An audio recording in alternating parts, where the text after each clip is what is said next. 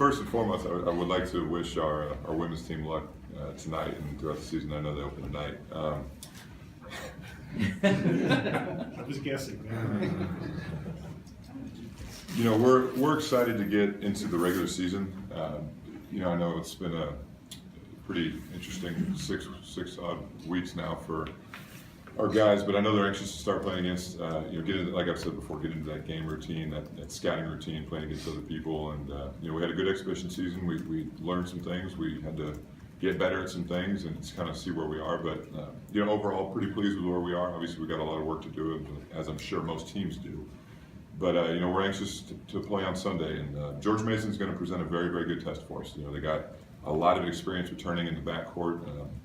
Their guards are very experienced, very talented players. I mean, a team that won 20 games last year and, you know, went on the road at Penn State and got a win. And, you know, they're very, very well-coached team. Dave does a very good job, and they're going to come in here ready to play. But we're looking forward to it. We're looking forward to get going and, you know, like I said, get into that game routine.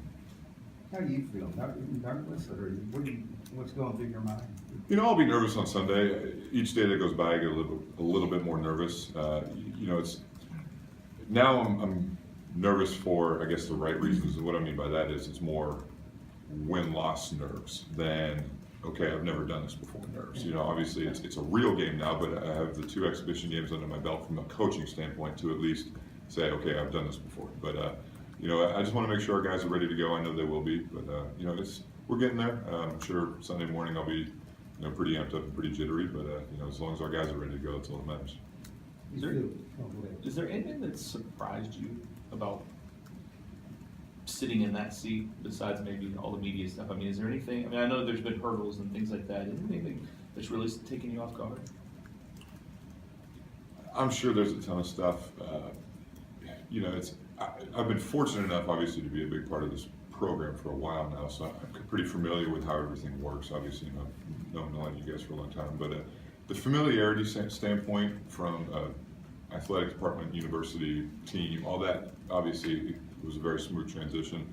You know, there's just a lot of stuff, like I said before, on a daily basis that you just don't really have to think about doing. You know, it's you know, writing thank you notes to people, you know, drawing up practice plans, deciding what film we're going to show before practice and after practice, what we're going to do in individual instruction. You know, just little things like that that, you know, you don't want to overthink it, but at the same time, you want to make sure it's productive and it goes with what you're trying to accomplish. Does it still seem weird? I read somewhere where you said it felt a little weird just a couple of weeks ago to be in this position. Does it still feel that way? I mean, you still kind of thinking, you know, what is a little bizarre? Yeah, I mean, it's almost like being a freshman in college again. As crazy as that sounds, just because you've never done it before. You know, obviously, like I said, being part of this program for so long was a huge bonus. You know, if I was an assistant coach at a school I'd never been to and all of a sudden this happened to me, now obviously it would have made things a lot harder. But, you know, I'm just trying to focus on coaching the basketball team. I really am not trying to consume myself with anything else, and just trying to take it a day at a time and get these guys better and get them prepared for what we need to do. You know, when this is the fun time of year when you get into, okay, George Mason is going to play this style. Well, you know, Nebraska Omaha might come in here and play a completely different style. So it's the game planning side of things is starting to take over, and that's what's fun about it. Do you sit the guys down or talk to them as a group about, okay, roles that you are going to define? You know, I mean, like the older guys know, but maybe the younger guys, they don't know how many minutes they're going to get. Yeah, we do. I've spent time with them. Trent and Greg and RJ have spent a significant amount of time with them, just, you know, explaining to them how freshman seasons can be and what they need to do. But, you know, these young guys, you know, for example, obviously Jordan didn't play a lot against Kentucky Wesleyan first time out. So he came to me and said, what do I need to do? What do I need to work on? And I told him, I said, you know, you gotta focus on doing more than just shooting the basketball. You gotta rebound, you gotta defend, you gotta do those kinds of things. And what did he do the next 5 days in practice? He worked on those things.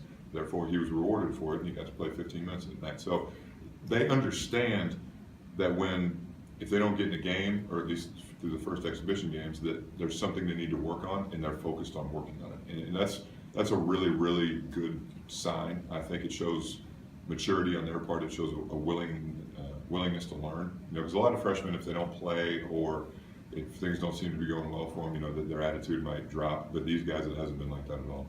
Do you have the same experience with Malik after Tuesday? Yeah, we were off Wednesday. Yesterday was our first practice back, and it was one of his better practices in a while. But again, it's the same thing. You know, he talks to Coach Johnson, he talks to me, he talks to Greg and RJ, and you know, they want to know what they need to do to play, and that shows a lot. I mean, it really does, because a lot of times freshmen might come in and say they just expect to play, and if it doesn't go that way, they're going to hang their head. But you know, these guys understand that there's competition for playing time, and it's got to be earned. You know, you have coaches that can do that. Do you maybe use BJ King in that role, David? Because obviously BJ last year admitted he had an up and down season. It didn't go as how he thought it would go. Yeah, and that's where in the locker room, those older guys, especially a guy like BJ, even a guy like Ray or Dang, when they were freshmen, you know, and Austin played very much when he was a freshman, just helping those guys through this. I think just the experiences of those guys going through a freshman season, like I said before, it's not easy to do. I don't care what program you're at. It's tough to be a freshman because there's so much learning curve. But you know, those older guys have done such a good job with